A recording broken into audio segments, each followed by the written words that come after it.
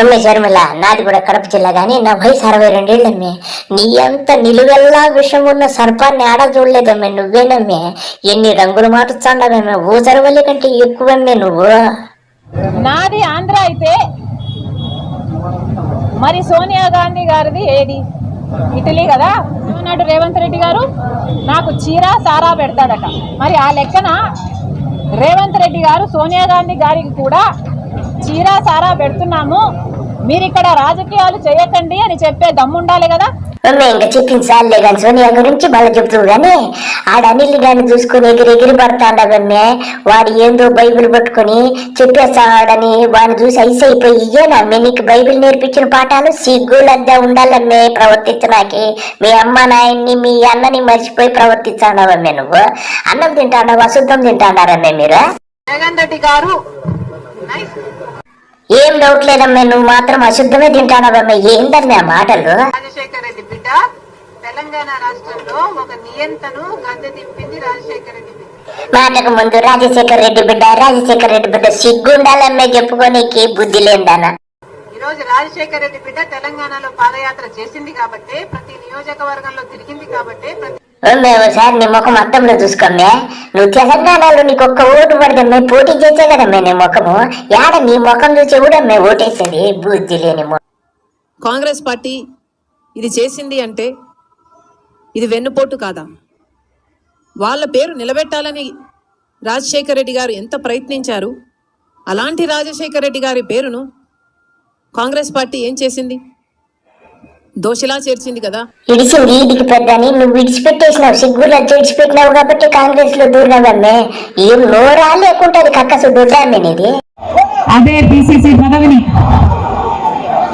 అంతటి బాధ్యతని రాజశేఖర రెడ్డి బిడ్డను నమ్మి ఏంటమ్మే నీకు పదవచ్చానే బాగా నమ్మకం కుదిరిపోయింది అదే కాంగ్రెస్ మీద.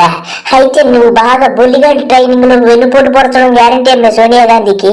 అన్ని ఇచ్చిపెట్టేసినావు లేదే, నేను అన్ని లాభం లేదు. మరి కాంగ్రెస్ పార్టీకి ఎవరైనా ఎందుకు నమ్మకంగా ఉండాలి? రాజశేఖర రెడ్డి గారికి అంత ద్రోహం చేసింది కాబట్టే కదా ఈ శాపం వెంటాడుతున్నది కాంగ్రెస్ పార్టీకి. ఆ రోజు నుంచే కదా కాంగ్రెస్ పార్టీ పతనం మొదలైంది. ఓమే కాంగ్రెస్ పార్టీ పత్రమేమో కానీ నీ పత్రం అయితే ప్రారంభమైందమ్మే. నువ్వు గొయ్యి మాత్రం నువ్వే తవ్వేసుకునేవా?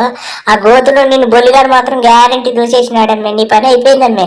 వైఎస్ షర్మిలకు కాంగ్రెస్ పార్టీ, సోనియా గాంధీ గారు, రాహుల్ గాంధీ గారు, ఖర్గే గారు, కాంగ్రెస్ పార్టీ పెద్దలందరూ నన్ను నమ్మి ఈ బాధ్యతనివ్వడం రాజశేఖర రెడ్డి బిడ్డకు గర్వకారణం.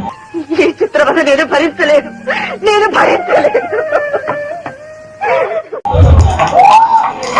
మరొక్కసారి చేతులు జోడించి ఇంత బాధ్యతను, ఇంత నమ్మకాన్ని నా మీద ఉంచినందుకు మరొక్కసారి కృతజ్ఞతలు చెప్పుకుంటుంది రాజశేఖర రెడ్డి బిడ్డ. మీడియాకు తెలియని విషయం కాదు, రాలేదు. ఉత్తరాఖండ్ లో స్పెషల్ స్టేటస్ వస్తే 2000 కోట్ల పరిశ్రమల స్థాపన జరిగింది.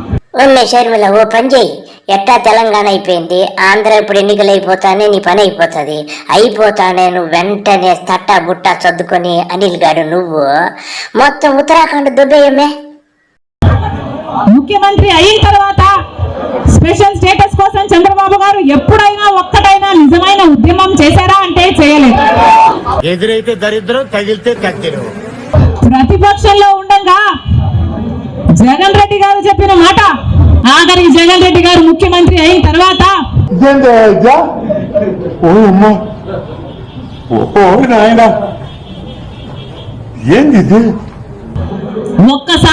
ఒక్కసారైనా ఒక్కటైనా నిజమైన ఉద్యమం చేశాడా స్పెషల్ స్టేటస్ కోసం?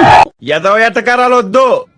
రాష్ట్ర విభజన మన రాష్ట్రం మనది. నేను ఇక్కడ పెళ్లి చేసుకున్నాను, ఇక్కడ బిడ్డలను కన్నాను, నా బతుకు ఇక్కడ, నా భవిష్యత్తు ఇక్కడ, నేను సేవ చేయాలనుకుంటున్న రాష్ట్రం ఇది ఒక రియాలిటీ.